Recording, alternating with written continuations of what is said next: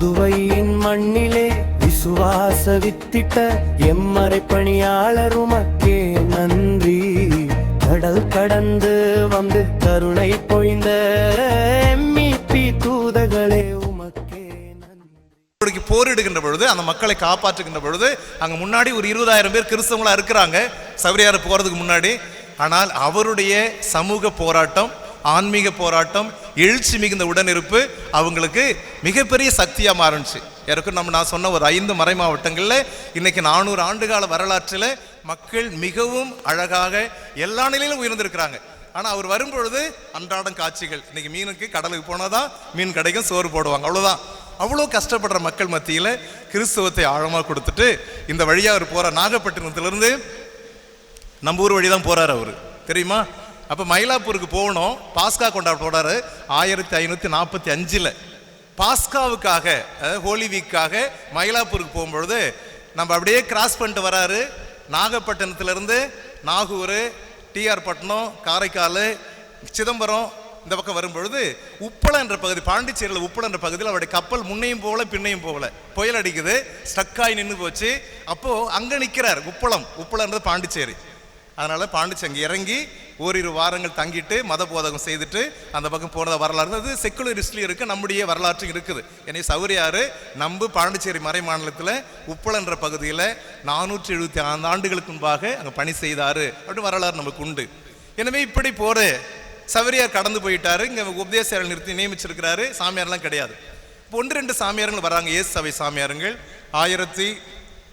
1545 பிறகு ஆண்டனி கிரிமினாலி, ஹென்ரிச் இப்படிலாம் சாமியார் இருக்காங்க. ஆனால் இங்கே ஜாதி கலவரம் நிறையா இருக்குது. அதனால மனமாற்றலாம் செய்ய முடியல. அப்படி இருக்கிறாங்க, பார்த்துக்கிறாங்க, போறாங்க, அவ்வளோதான். அப்போ 1606 ராபர்ட் தே நொபிலி வராரு. 1606 சொல்லுங்க பார்க்கலாம் அந்த வருஷத்தை. இந்த வருஷத்தை மறக்கவே கூடாது. இதுதான் தமிழக திருச்சபையில் முதல் முறையாக ஒரு மிஷன் ஆரம்பிக்கிறார். மிஷன், மதுரை மிஷன், இதுக்கு பேர் மதுரை மிஷன். மதுரை மிஷன் ஆரம்பிச்சவர் ராபர்ட் தே நொபிலி 1606. இதுக்கு முன்னாடி அங்கங்கே இருந்தாங்க, ஆனால் ஸ்டெபிலைஸ் பண்ணல, எஸ்டாப்ளிஷ் பண்ணல, நிறுவல, ஒரு திருச்சபை உருவாக்கல, மிஷனை உருவாக்கல. இப்படியெல்லாம் கடந்து போயிருக்கின்ற பொழுது ராபர்ட் தே நொபிலி வராரு. இது வரைக்கும் மனமாற்றம், மதமாற்றம் நிறைய கிறிஸ்தவங்களாம் வரல. கொஞ்சம் பேர் இருக்கிறாங்க. ஆனால் அவங்களே ஒரு ஜெபம் சொல்லிக்கிறாங்க, அவங்களே பாட்டு பாடிக்கிறாங்க, தூங்குறாங்க. பூசை கிடையாது, மற்ற அருட்சாங்கல் எதுவுமே கிடையாது. அப்போ 1606 ராபர்ட் தே நொபிலி இந்த மிஷன் ஆரம்பிச்சு ஏறக்குறை நம்முடைய தென் பகுதியிலிருந்து, கன்னியாகுமரியிலிருந்து நம்முடைய ஆந்திரா, கேரளா, கர்நாடகா எல்லாம் மதுரை மிஷன் தான். மலபார் மிஷன், மதுரை மிஷன், எல்லா மிஷனும் ஒன்று தான். இவங்க செய்கிறாங்க. அந்த சமயத்தில் சாந்தோம் மயிலாப்பூர் இருக்குது. அந்த இடத்த திருத்தந்தை ஒரு மறை மாவட்டமாக உருவாக்குறாங்க 1606. சாந்தோம் ஒரு மறை மாவட்டமாக சஃப்ரகன் டைஸ் ஆஃப் கோவா வந்து ஆர்ச் டைசஸ் உயர் மறை மாவட்டம். நம்முடைய சாந்தோம் என்றது அதனுடைய கீழே இருக்கிற மறை மாவட்டமா 1606 திருத்தந்தை ஒரு மறை மாவட்டம் உயர்த்துறாங்க. இந்த சமயத்தில் இயேசு சபை குருக்கள் இந்த பகுதியெல்லாம் பணி செய்கிறாங்க. இந்த போர்ச்சுகீஸ் என்ன செய்கிறாங்கன்னா, ஏறக்குறைய எல்லாரும் கடலோர பகுதியெல்லாம் டிராவல் பண்ண முடியும். போட்டில் வரலாம், கப்பலில் வரலாம். உள்ள வந்து பஸ் எல்லாம் கிடையாது, தெரியுமா உங்களுக்கு? மாட்டு வண்டி தான், குதிரை வண்டி தான், நடந்து போக வேண்டியதான், பல்லக்கில் தூக்கின்னு போக வேண்டியதான். எந்த வண்டியும் கிடையாது, சைக்கிள் கூட கிடையாது. புரியுதா? அப்படியே ஒரு காலகட்டத்தை நீங்க போகணும். இப்போ உங்களுக்கு தெரியாது, ஒருவேளை பெரியவங்களுக்கு எல்லாம் தெரியுமா தெரியல, அந்த காலத்தை சாமியாருங்க குதிரை வண்டியில போவாங்க, மாட்டு வண்டியில போவாங்க.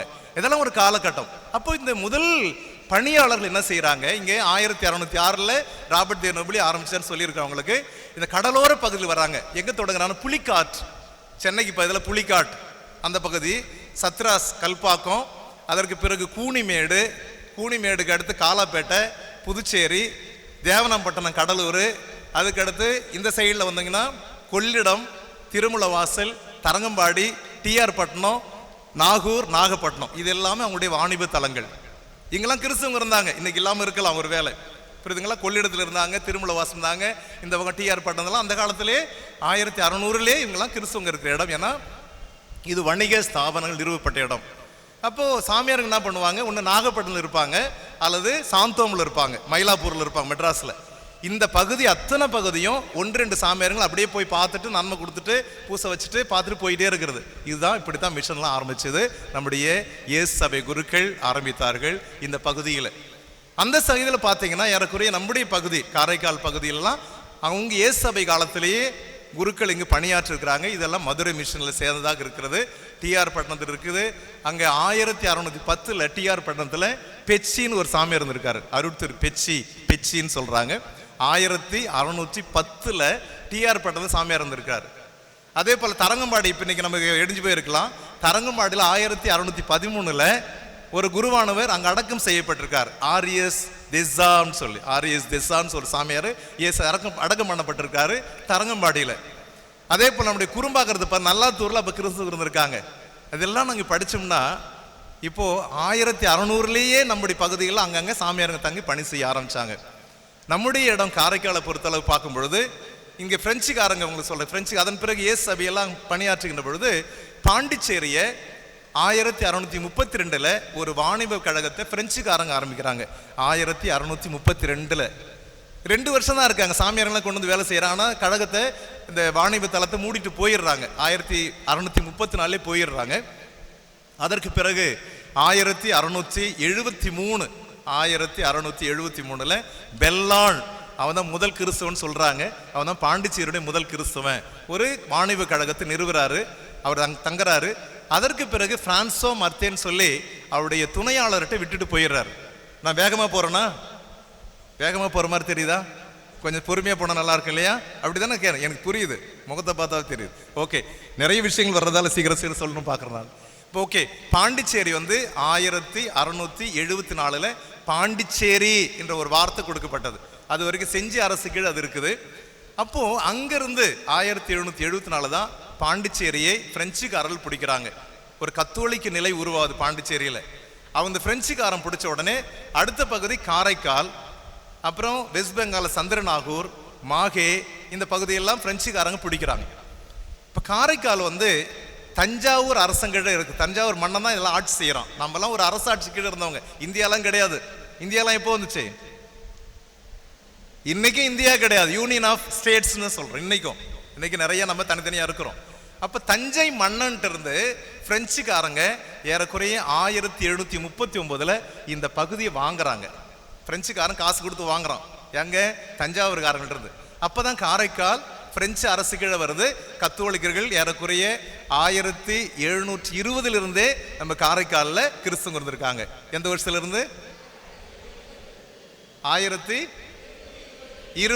அந்த ஒரு சின்ன விஷயங்கள்லாம் ஞாபகம் வச்சு நம்ம காரைக்காலுக்குன்னு சொல்லும் போது, அப்போ ஏறக்குறைய 1720 கிறிஸ்துவங்க இருக்கிறாங்க. கோயிலெல்லாம் கட்டலை. அப்போ 1739 முழுமையாக பிரெஞ்சுக்காரங்கள்ட்ட நம்ம வாங்கிடுறோம். அதன் பிறகு கிறிஸ்துவம் உருவாகுது. ஏறக்குறைய 1750 நம்ம ஊர்ல முதல் கோயில் இருந்திருக்கு. 1750 நம்ம ஊர்ல முதல் கோயில். அதே சமயத்துல நல்லாத்தூர் டிராம்பிளேன்ற ஒரு சாமி இருந்திருக்க. நல்லாத்தூர்ல 700 கிறிஸ்துவங்க இருந்திருக்காங்க. 1750 காரைக்காலில் 4000 கிறிஸ்துவங்க இருந்திருக்காங்க நம்ம பகுதியில். புரியுதுங்களா? 4000 கிறிஸ்து எப்போ? 1750 இருந்திருக்காங்க நல்லாத்தூர். அதன் பிறகு அவங்க குறும்பாகிறதுக்கு மாறுறாங்க. இப்படியெல்லாம் வருது வரலாறு. ஓகே, அதன் பிறகு இந்த பிரெஞ்சுக்காரங்க கப்புச்சன் சபைகள் குருக்கள் நம்முடைய காரைக்கால் பகுதியிலையும் பாண்டிச்சேரியிலையும் அந்த சென்னையிலையும் கப்புச்சன் சபை குருக்கள் இருக்காங்க. நான் ஏசு சபை சொன்னேன் இல்லையா? இப்போ கப்புச்சன் சபை குருக்கள் இங்கெல்லாம் பணியாற்றுறாங்க. இந்த பணிகள் நடந்துட்டு இருக்கு. இந்த சமயத்தில் நாம் பிரெஞ்சு ஹிஸ்டரிக்கே வரல. இன்னும் நம்முடைய பிரெஞ்சு எம்இபி சபை குருக்கள் என்ன செய்யறாங்க? அவங்களுடைய சபையோட நோக்கமே உள்ளூர்ல சாமியார்களை உருவாக்குறது. எனவே அவங்க வரும்போதே பிஷப்பா வருவாங்க. இப்போ 9 பிஷப் வந்தாங்க இல்லையா?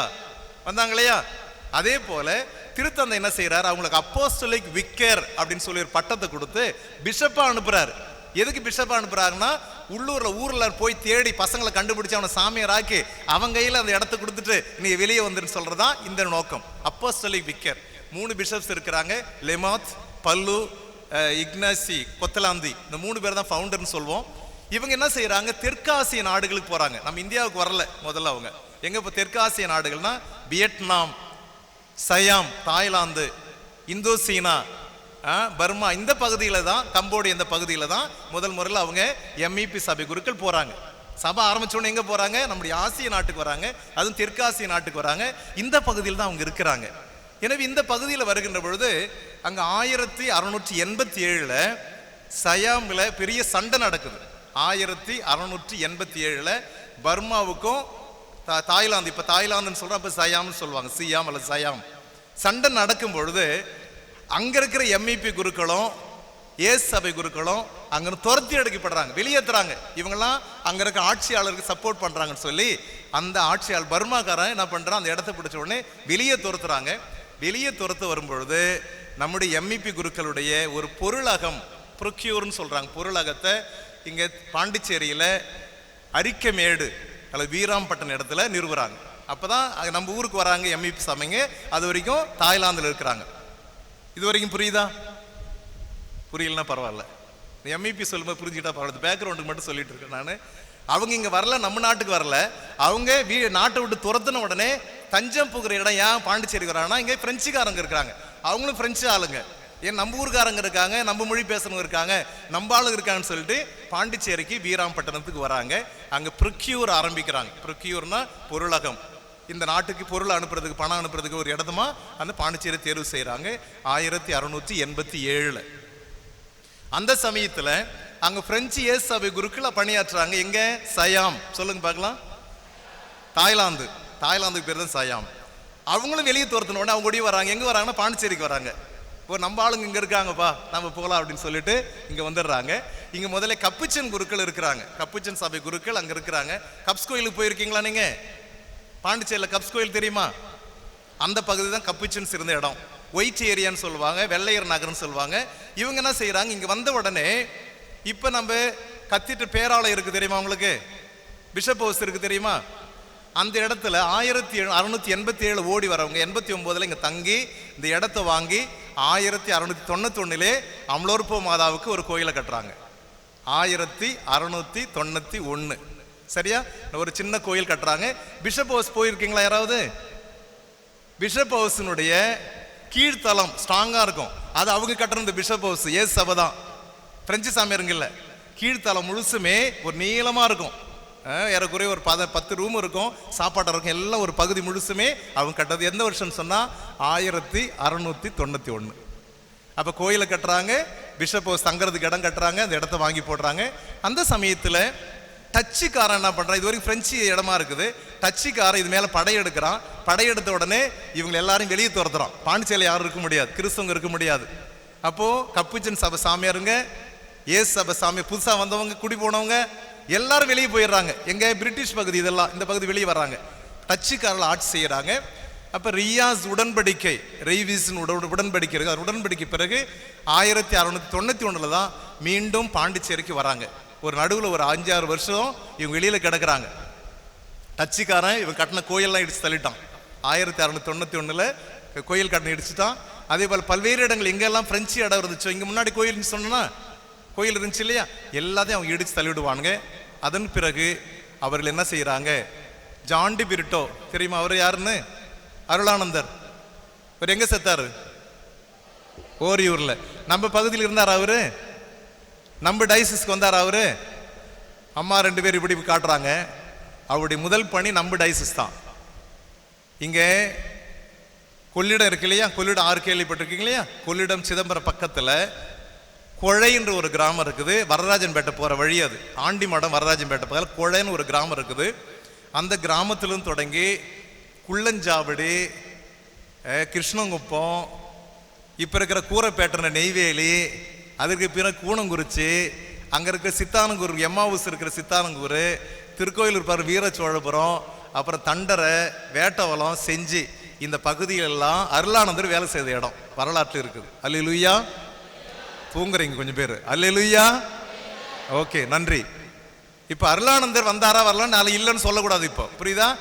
1660 இருந்து 1700 வரைக்கும் 4 ஏசு சபை குருக்கள். அப்பெல்லாம் எம்இபி வராத காலகட்டத்தில் இவங்க தான் வேலை சேர்ந்த பகுதி. ஏறக்குறைய நம்முடைய சிதம்பரம் கடலூர் பகுதி, திருவண்ணாமலை, திருக்கோயிலூர், செஞ்சி பகுதி, செஞ்சி அரசு கீழே இருக்கிற பகுதி. இதெல்லாம் 4 குருக்கள். ஒருத்தர் வந்து சாவடிச்சிட்டாங்க, அருளானந்தர் மறைசாட்சியா மாறிட்டாரு. லெனேன்ற ஒரு சாமியார் சாந்தோ மாயரா ப்ரொமோஷன்ல போயிட்டாரு. பரேர்ன்ற ஒரு சாமியார் இருக்கிறார், தெலேஸ்ன்ற ஒரு 4 சாமியாருங்க இந்த ஏறக்குறைய 20-30 வருஷம் இந்த பகுதியில் வேலை செய்து கிறிஸ்துவம் அதிகமாக சவுத் ஆர்காட் டிஸ்ட்ரிக்ட், அது சவுத் ஆர்காட் டிஸ்ட்ரிக்ட்ல அதிகமாக கிறிஸ்தவம் வர்றது காரணமே இந்த 4 குருக்கள் தான். 1700 வரைக்கும். ஓகே, இது வரைக்கும் கொஞ்சம் புரியுதா? இப்ப மதுரை மிஷன் சொல்லி வச்ச ஒரு வார்த்தை. மதுரை மிஷன் எந்த வருஷம் ஆரம்பிச்சது? எப்ப ஆரம்பிச்சது? அந்த வருஷத்தை மறக்கூடாதுன்னு சொன்னேன் நான். வெரி குட் வெரி குட், சூப்பரா சொன்னாங்க பாப்பா. 1606 தான் மதுரை மிஷன். அதனாலதான் இயேசு சபை முழுசு நம்முடைய தமிழகம், கர்நாடகம், கேரளம், ஆந்திரா அந்த பகுதி முழுசுமே அவங்களுடைய மிஷன், மதுரை மிஷன் தான் அது பேரு. இப்போ 1700ல் இயேசு சபை சாமியாருங்க பாண்டிச்சேரியில் பிஷப் வந்தாங்கன்னு சொன்ன இல்லையா, இந்த சாமியாருங்களுக்கும் கப்பிச்சன் சாமி சண்டை நடக்குது. அருளானந்தர் உள்ள வராரு, உள்ள வந்து பேச்சுவார்த்தை நடத்தி, அங்கே பிரான்சோ மத்திய கவர்னர் வந்து இவருடைய ஃப்ரெண்டு, அதனால பேச்சுவார்த்தை நடத்தி என்ன செய்யறாரு, நீ உள்நாட்டுக்கு போங்க, கடலோர பகுதியில் கப்பிச்சன் பார்க்கட்டுன்னு சொல்றாங்க. அப்போ இந்த இயேசு சபை குருக்கள் என்ன செய்யறாங்க, 1700ல் கர்நாடிக் மிஷன் அல்ல கர்நாடக மறைப்பணி தலம், இந்த 1700 ஞாபகம் வச்சுங்க, ஓகேவா? 1606 ஒரு ஞாபகம் வச்சுக்கணும். ரெண்டாவது 1700 நம்முடைய வரலாற்று முக்கியமான வருஷம் இது. 1700ல் கர்நாடிக் மிஷன் அல்ல கர்நாடக மறைப்பணி தலம் அப்படின்னு ஆரம்பிச்சு இயேசு சபை குருக்கள் வராங்க. இந்த பெண்ணையாறு தான் நேச்சுரல் பவுண்டரி, ஒரு எல்லை. பெண்ணையாறும் கடலூர் பக்கத்தில் ஒரு ஆறு ஓடும், தெரியும் உங்களுக்கு. பெண்ணையாறு, வேலூர் பக்கத்தில் பாலாறு, அதுக்கு அடுத்து தெலுங்கு பகுதி, தமிழ் மிஷன் தெலுங்கு மிஷன் சொல்லி 2 பகுதியில் கொண்டு 1700லிருந்து 1773 வரைக்கும் இந்த இயேசு சபை குருக்கள், இந்த பக்கம் மதுரை மிஷன், இந்த ஆத்துக்கு இந்த பக்கம் கர்நாடிக் மிஷன், 2 மிஷன். ஒன்று மதுரை மிஷன், இன்னொன்று கர்நாடிக் மிஷன். மதுரை மறைப்பணித்தலம், கர்நாடக மறைப்பணித்தலம். இது வரைக்கும் நாம இருக்குமா? இதுதான் நம்முடைய பேக்ரவுண்டு. இனிமே எம்இபி கிட்ட போகலாம், சரியா? 1773ல் 15ஆம் சாந்தப்பர் என்ற திருத்தந்தை உலகம் முழுவதுமே இயேசு சபையை தடை செய்கிறார். சப்ரேஷன் ஆஃப் த ஜெசுயிட் ஆர்டர்னு சொல்லுவாங்க. சப்ரேஷன், இயேசு சபை உலகம் முழுசும் பணி செய்யக்கூடாதுன்னு சொல்லி தடை செய்யப்பட்ட ஆண்டு 1773. 15th கிளெமெண்ட், 15ஆம் கிளெமெண்ட் சாமந்தப்பர் தமிழில் என்ற திருத்தந்தை தடை செய்கிறாரு. இயேசு சபை வேலை செய்ய முடியாது. அப்போ பெரிய மறைப்பணித்தலம் எங்க கன்னியாகுமரியை தொடங்கி இந்த பக்கம் ஆந்திரா வரைக்கும், விசாகப்பட்டினம் வரைக்கும் பெரிய மறைப்பணித்தலம் இருக்கு. இவங்க எல்லா இடத்துலையும் யார் வேலை செய்தாங்க? யார் வேலை செய்தாங்க? இயேசு சபை குருக்கள் தான் வேலை செய்தாங்க. பெரிய மிஷன் இது. அப்போ போப்பு என்ன சொல்றாரு, இனிமே நீ வேலை செய்யாத. அப்ப என்ன செய்யறது? திருத்தந்தை, அப்போ திருத்தந்தை அவர்களும் 6ஆம் 14 திருத்தந்தை இருக்கிறாங்க. பிரான்ஸ் நாட்டில் 16ஆம் லூயிஸ் என்ற மன்னர் இருக்கிறாரு. 2 பேரும் சேர்ந்து இந்த எம்இபி சபையை தேர்வு செய்யறாங்க. எம்இபி சபையை இந்த மறைப்பணி தளத்துக்கு முழுசுமே ஒப்படைக்கலான்னு சொல்லி தேர்வு செய்யறாங்க. 1776ல் திருத்தந்தை இந்த சபையை தேர்வு செய்கிறாரு. மன்னர் 16ஆம் லூயிஸ் என்ற மன்னர், பிரெஞ்சு மன்னர், இவருக்கு ஒப்புதல் கொடுக்கிறாரு. இந்த 2 பேரும் ஒப்புதல் கொடுத்திருப்பாடு தான் எம்இபி சபையை எடுத்துக்கிறாங்க. இந்த பகுதியை எங்கிருந்து எது வரைக்கும், எங்கிருந்து எது வரைக்கும் இடமே சொல்ல முடியாது நமக்கு, அந்த கடைசியிலிருந்து கடைசி வரைக்கும், புரியுதுங்களா? இது முழுசுமே யார்கிட்ட கொடுக்குறாங்க? எம்இபி சபைகிட்ட கொடுக்குறாங்க. அப்போ முதலாக இந்த எம்இபி சபை கொடுத்த உடனே இதுக்கு ஆயராக வருகிறவர் பியர் பிரிகோ என்ற ஆண்டவர். பியர் பிரிகோ. பிரிகோ யார் அங்கே நின்னது? பிரிகோ ஏன் நில்லுப்பா, அப்படி வாப்பா, நில்லுப்பா, பிஷப்பா, நீ இப்படி வாப்பா, இப்படியோ நில்லுப்பா அப்படின்னு காட்டுப்பா, நீ தான் முகத்தை காட்டுப்பா. இவர் தான் முதல் வராரு. இவர் முதல்ல வந்து தாய்லாந்தில் பிஷப்பா இருக்கிறாரு. தாய்லாந்து துரத்துறாங்க இல்லையா, சொன்ன இல்லையா, அங்கே அடிச்சு துரத்திட்டாங்கன்னு. 1687 ஓடி இருந்து பாண்டிச்சேரியில் தங்குறாரு. எப்பயாவது கலவரம் முடிஞ்சிருப்பான்னு திரும்பி நான் போகணும், இவருக்கு பாண்டிச்சேரி தங்கன்னு ஆசையே கிடையாது, திரும்பி தாய்லாந்துக்கு போகணும், என் இடம் அதுதான், என் சொந்த இடம் அப்படின்னு சொல்லி அவர் போகிறதுக்கு ஆசையாக இருக்கிறார். பிரிகோ அவர் பேர். அந்த பிரிகோ ஆயர் தங்கியிருக்கும் பொழுது அவங்களுடைய சபை என்ன சொல்லுது, எப்பா நீ தான் சரியான ஆளு, நீ எடுத்துக்கன்னு சொல்லி பிரிகோவிட்ட இந்த இடத்த கொடுக்குறாங்க 1776. சரியா? ஆனால் இந்த திருத்தந்தையினுடைய ஆணையும் ஆர்டரும் இந்த அரசனுடைய உரிமை கடிதம் சொல்லுவாங்க, உரிமை கடிதம் வந்து சேர்றதுக்கு 1 வருஷம் ஆயிடுச்சு. 1777 செப்டம்பர் மாதம் 16ஆம் தேதி தான் இந்த எம்இபி சபை நம்முடைய மறைமாலத்தை எடுத்தது. நான் வருஷம் திரும்பி சொல்றேன், வேணா எழுதிங்க. 1777 செப்டம்பர் மாதம் 16ஆம் தேதி தான் இந்த எம்இபி சபை நம்முடைய மறைப்பணி தளத்தை எடுத்தது. ஏன்னா லெட்டர் அங்கிருந்து சேரணும், கடல்ல கப்பல்ல வரணும், புரியுதா? வந்து சேரல, சேர்ந்திருப்பாடு தான் அவங்க ஒப்புதல் வாங்கணும். இங்க ஒரு சங்கம் இருக்குது, உயர் ஆலோசனை சங்கம் இருக்கு, சங்கத்தின் ஒப்புதல் வாங்கணும்னு சொல்லி மன்னர் கட்டளை போடுறார். அதனால 1777 செப்டம்பர் மாதம் 16ஆம் தேதி MEP சபை இந்த பெரிய மறைப்பணி தலத்தை ஆயர் பிரிகோவுடைய தலைமையில் எடுத்தது. யாரோ ஒருத்தர் சொல்ல முடியுமா நான் சொன்னது? இப்போ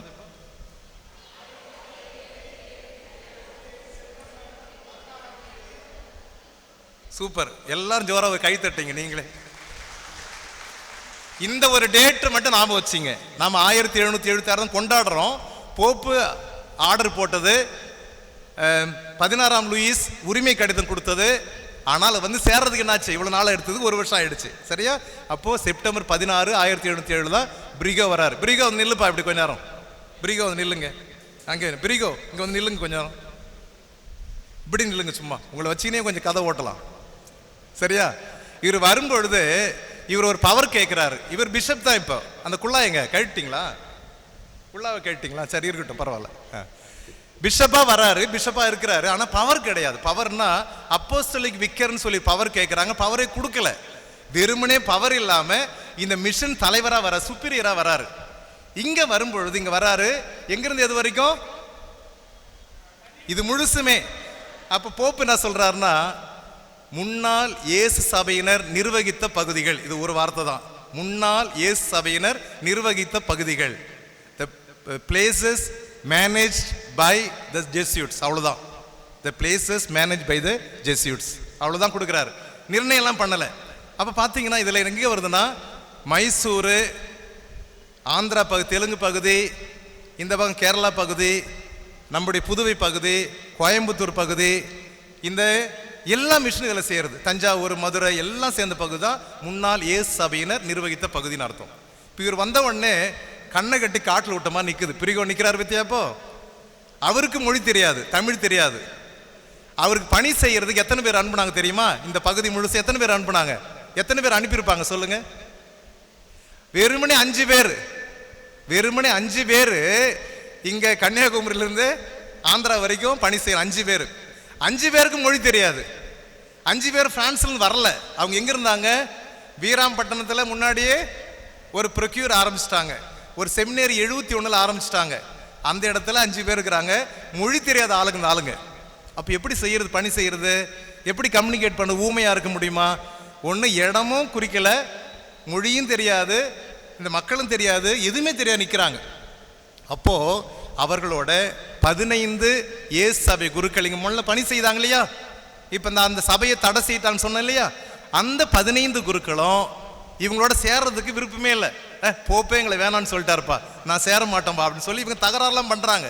அப்புறம் அவங்கள கூட நெகோசியேட் பண்ணி பேச்சுவார்த்தை பண்ணி, எங்களுக்கு ஒண்ணுமே தெரியாது, நீங்க இது வரைக்கும் உதவ வாங்கியிருக்கிறீங்க, இந்த பகுதியில் கஷ்டப்பட்டு இருக்கிறீங்க, உங்களுக்கு தான் அனுபவம் தெரியும், தயவுசெய்து சேர்ந்துங்கன்னு சொல்லிட்டு இந்த 15 பேரையும் பேச்சுவார்த்தை ரொம்ப கஷ்டப்பட்டு எடுத்து 15 + 5. அப்ப முதல்ல பணி செய்யும் எத்தனை பேர் இருந்தாங்க? இங்க 20 பிஷப் இருக்கிறார் இல்லையா, அவரோட சேர்ந்து. இப்ப இவருக்கு தொடக்க காலம் மிக சிரமமான காலம். இந்த சமயத்தில் பாண்டிச்சேரியில அப்போஸ்தலிக் விக்கர்னு சொல்லி, பிரிஃபெக்சர்னு சொல்லி கப்புச்சின் சாமியார்கள் தலைவர் ஒருத்தர் போட்டாங்க. அவர் பெரிய தலைவர். அவர் அப்போஸ்தலிக் பிரிஃபெக்சர்னு பேர். அது அப்போஸ்தலிக் முதல்வர் தமிழ்ல. அப்ப பாண்டிச்சேரியில் அவர் என்ன சொல்றாரு, நாங்க வெள்ளக்காரங்களுக்கு, ஐரோப்பியர்களுக்கு எல்லாம் நான் தான் அதிகாரின்னு அவர் துணிச்சலா மாறு தட்டுறாரு. இப்ப காரைக்கால் எங்க இருக்கு? காரைக்கால் முழுசு ஐரோப்பியர்கள் இருந்த இடம், இந்தியர்கள் கிடையாது, கருப்பர்கள் கிடையாது, ஐரோப்பியர்கள் இருந்த இடம் தான் காரைக்கால். அப்ப அவரு 1776 இவங்க சபை கொடுத்த உடனே அங்க ஒருத்தர் போடுற செபஸ்டின், அவர் பேர் அருட்திரு செபஸ்டின் போடுறாங்க. அவர் என்ன சொல்றாரு, எனக்கு தான்பா காரைக்கால் சொந்தம், பாண்டிச்சேரி சொந்தம், சந்திரநாகூர் வெஸ்ட் பெங்கால் சொந்தம், மாகே சொந்தம், உனக்கு எந்த உரிமைன்னு சொல்லி யாருக்கு சொல்றாரு? இந்த பிரிகோட்ட சொல்றாரு. இங்க நிக்கிறாரு, அவர்கிட்ட தான். அதுக்கு அடுத்து பிஷப் சாந்தாம்புல பிஷப் இருக்கிறாரு. பிஷப் என்ன சொல்றாரு, இவருக்கு எந்த அதிகாரமும் கிடையாது, எனக்கு தான் எல்லாமே சொல்லி அவருக்கு உரிமை கொண்டாடுறாரு.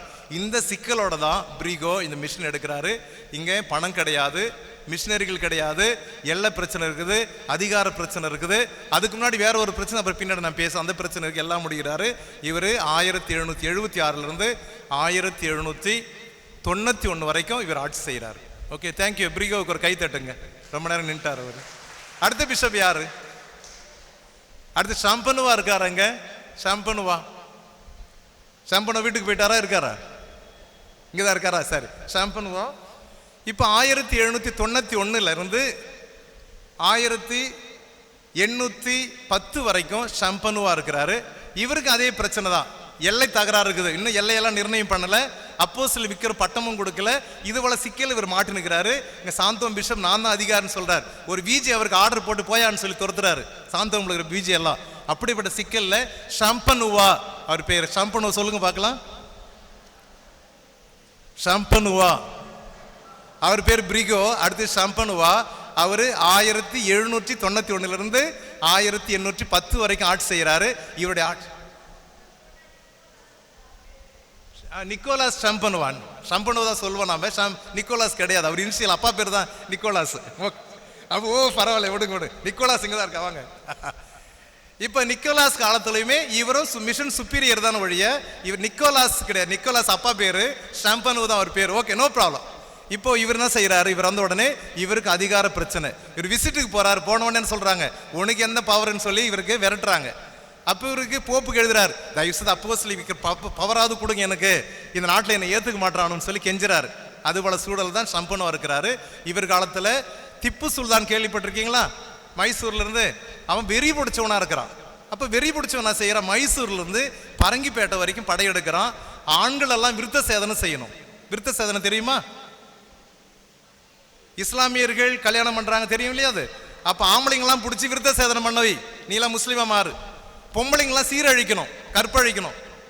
அதுபோல் அழிச்சிட்டு 60,000 பேர் சாவடிச்சிருக்கிறான் திப்பு சுல்தான் 1784. 1784 இதை வந்து வேத கலாபனை காலம்னு சொல்லி சொல்றாங்க. இப்போ மைசூர்ல தொடங்கி பரங்கிப்பேட்டை வரைக்கும் அவனுடைய இந்த அழிவுகள் கோயம்புத்தூர், சேலம் எல்லா பகுதியிலும் இருந்திருக்கு. அப்போ ஷம்பனுவா தான் அப்போ இருந்திருக்காரு. எனவே அவர் என்ன செய்திருக்காரு, சின்ன சின்ன பக்தி முயற்சிகள் உருவாக்கி மக்களை அப்படியே காப்பாத்திருக்கிறாரு. 1791 இருந்து 1810 வரைக்கும். அப்போ அவருக்கு துணை ஆயர் கேட்கிறாரு, எனக்கு உடம்பு சரியில்லை, வயசாயிடுச்சு, ஒரு ஆயர் கேட்கிறாரு. இன்னொரு ஆயர் ரெடி பண்ணா, ஹியூபர்ட் அவர் பேரு, ஹியூபர்ட், ஒகஸ் ஹியூபர்ட்னு சொல்லி அவர் செலக்ட் பண்ணிட்டாங்க. செலக்ட் பண்ண உடனே ஒரு வருஷம் அவர் என்ன பண்றாரு, படுத்து படிக்க ஆயிடுறாரு, உடம்பு சரியில்லாயிடுறாரு, பிஷப் ஆகிடுறாங்க. இவர் என்ன பண்றாரு, அவருக்கு ஆர்டினேஷன் ஃபிக்ஸ் பண்றாரு. ஃபிக்ஸ் பண்ண இவருக்கு உழுந்து கால் அடிபடுறாரு, கொடுக்க ஷம்பனுவா அடிபட்டுறாரு. அடிபட்ட உடனே அவருடைய கான்செக்ரேஷன் நின்று போயிடுது. ஹியூபர்ட் யாரு இருக்காரா அங்க? ஹியூபர்ட் இருக்காரா? ஹியூபர்ட் ஒரு நிமிஷம் வாங்கப்பா. இவர் 3வது ஆயர். இவருக்கும் பவர் கிடையாது. இவரு படுத்து படிக்க இருந்தாலும் அவருக்கு இந்த திருப்பட்டம் திருப்பொழிவெல்லாம் செய்யல, பிஷப் ஆக்கல. அவர் செத்த ஒரு பாடு என்ன செய்யறாங்க, இவர் கேரளாவுக்கு போறாரு, மாட்டு வண்டியில போறாரு. மாட்டு வண்டியில் 1000 கிலோமீட்டர் மாட்டு வண்டியில் போயிட்டு கேரளாவில் இருக்கிற ஒரு பிஷப், கர்மேல் சபை பிஷப், சிறிய சபையை சேர்ந்து விட்டு அவர்கிட்ட இந்த ஆயராக அபிஷேகம் பெற்றுட்டு 1811 நம்ம புதுச்சேரிக்கு வராரு. யார் அவரு? ஹியூபர்ட். புரியுதுங்களா? இவர் 3வது சுப்பீரியர். இவரும் அப்போஸ்தலர் விக்கிற இவர் கிடைக்கல. இவருக்கு காலம் மிக மோசமான ஒரு காலம். இந்த காலகட்டத்தில் காலரா வருது. காலரானா உங்களுக்கு தெரியுமா? ஒரே நாளில் 20-30 பேர் ஒரு ஊர்லேயும் சாவாங்க. புரியுதா? கவுண்டமணி ஜோகில் கால்ரான்னு ஒன்று வரும், தெரியுமா? அது சைக்கிள் ஓட்டும் போது ஞாபகம் இருக்கா? எங்க காலத்து உங்களுக்குலாம் அந்த ஜோக்கு ஞாபகம் இருக்கும். கால்ரான்னுவான், தெரியாதா? இல்லை நெட்டில் போய் பாருங்க, தெரியும். கால்ரான கால் தான். அப்போ காலரா வந்துச்சுன்னு சொன்னா ஊர்ல திடீர்னு 10 பேர் 20 பேர் 30 பேர் அப்படியே அழிஞ்சுனே இருப்பாங்க. அப்போ 1828 காலரா வருது. 1830 பெரிய பஞ்சம், தி கிரேட் ஃபேமின் சொல்லுவாங்க, பட்டினி சாவு. வருஷம் முழுசுமே சாவு, வருஷம் முழுசு சாப்பாடு கிடையாது. மக்கள் போயிட்டு கிழங்கு வகைகள், கீரை வகைகள், பச்சையை ஏதாவது பிடுங்கி சாப்பிடுவாங்க, அவ்வளோதான். அப்போ இந்த ஹியூபர்ட் என்ற ஆண்டவர் என்ன சொல்றாரு, நம்ம மக்கள் அப்படி சாவடிச்சிடக்கூடாது. நம்ம வீட்டில் வெள்ளி பாத்திரம் வச்சிருக்கலையே பூசை வைக்கிறதுக்கு, பூசை வைக்கிற பாத்திரம் இருக்கு இல்லையா, பூசை பாத்திரம், நன்மை பாத்திரம்லாம் வச்சுக்கிறீங்க, வெள்ளியில் வச்சிருக்கிறோம் இல்லையா, அதெல்லாம் உருக்கி நம்ம மக்களுக்கு சோறு போடுங்க. புரியுதுங்களா? எப்படிப்பட்ட பிஷப் அவர் ஹியூபர்ட். மக்களுக்கு சோறு போடுங்க, நமக்கு இதெல்லாம் தேவையில்லை. வெள்ளியில் இருக்குது இல்ல, இறக்குற பாக்கெட்டுக்கு தான் காலி ஆயிடுச்சு, எல்லாம் கொடுத்து அழிஞ்சிட்டோம். இன்னும் மீதி இருக்குது, என்ன இருக்குது? பண்ட பாத்திரம் சொல்லுவாங்க, உள்ள இருக்கிற ஜாமான் செட்டு இருக்கு இல்லையா, அதை வித்து நீங்க சோறு போடுங்க சொன்னவர் தான் ஹியூபர்ட் என்ற ஆண்டவர்.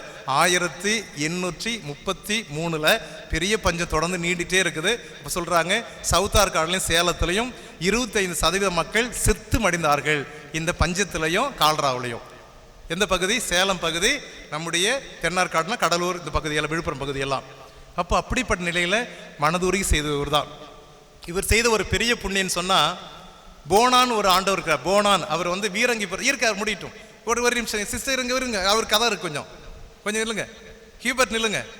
இப்போ பீரங்கிபுரத்தில் தெலுங்கு பகுதியில் ஒருத்தர் வேலை செய்கிறார். சாமியார் பேர் கிளமோன் போனா, அவர் பேர் போனான்.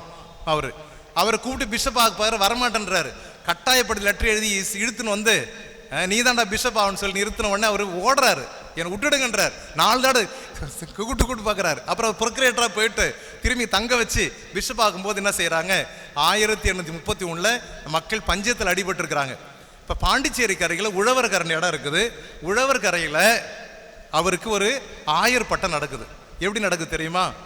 பிஷப் இருக்கிறாரு, பிஷப்பாக போகிறவர் இருக்கிறாரு, வேற யாரும் கிடையாதுங்க, சாமியாருங்க கிடையாது, சிஸ்டருங்க கிடையாது, மக்கள் கிடையாது, தனியாக ஒரு 4-5 பேரை வச்சுக்கின்னு 1000 பட்டம் நடக்குது. பிஷப் என்ன செய்யறாரு, இந்த இவர் தான் ஹியூபர்ட், தான் கையில் செங்கோல் வச்சிருந்தாரு இல்லையா, அந்த கோலில் கொஞ்சம் பெயிண்ட் அடிச்சு புதுசாக்கி அவர் கையில் கொடுக்குறாரு. தலைச்சீரா குள்ளா இருக்கு இல்லையா, குள்ள ஓட்டையெல்லாம் இருக்கு, தச்சு போடுறாரு, பழைய அங்கி போட்டுக்கிறாங்க. இந்த போனா ஆண்டவருக்கு இப்படிப்பட்டதா அருட்பொழிவு உழவர் கரையில் நடந்திருக்கு. உழவர் கரையில் ஜெயராக்கினி மாதா கோயிலில் 1833 இந்த 1000 திருப்பொழிவு உழவர்கள் நடந்திருக்கு. அங்கேயே அவர் தங்குறாரு. ஏழை அவங்க சொல்றாங்க, என் மக்களெல்லாம் சோத்துக்கு பட்சத்தில் பட்னி பசியில் கிடக்குறாங்க, செத்து மணிஞ்சிருக்கிறாங்க, நம்ம ஆர்ப்பாட்டமாக ஒரு பிஷப்புக்கு அருட்பொழிவு நடத்தணுமா, திருப்பொழிவு நடத்தணுமான்னு சொல்லிட்டு அவர் தனியாக கூப்பிட்டு உழவர்களை, நீ அங்கேயே தங்க, வெளியே வந்துடாத, நீ பிஷப் ஆனர் பாட்டு வெளியே காட்டுங்கன்னு சொல்லிட்டு அங்கே தங்க வைக்கிறாங்க. அவர் பேர் தான் போனா. சொல்லுங்க பார்க்கலாம், போனா அவனு சொல்லுங்களா, சொல்லுங்க, போயிட்டான்னு சொல்றேன் இல்லையா, அதுதான் வார்த்தை போனா. கிளெமென் போனா ஆண்டவர் 1833 அவர் ஆயராக திருநிலைப்படுத்தப்பட்டார். வாங்க, தேங்க்யூ. ஹியூபர்ட்டுக்கு ஒரு கைத்தட்டல் கொடுங்க, ரொம்ப நேரம் நின்றுட்டார் அவர். அவரது வெள்ளி பாத்திரங்களை உருக்குனவர், அவர் வெள்ளி பாத்திரங்களை உருக்கி சோறு போட்டவர் அவர். இப்போ போனா ஆண்டவர் வந்து இப்போ கொஞ்சம் தள்ளி வாங்க ஐயா, அப்படி வாங்க. போனா ஆண்டவர் இப்படி வாங்கலாம், முன்னாடி வாங்கலாம், கேமரா கூட தெரியுங்க, இப்படி வந்துருங்க, முன்னாடி வாங்க, இப்படி வாங்க.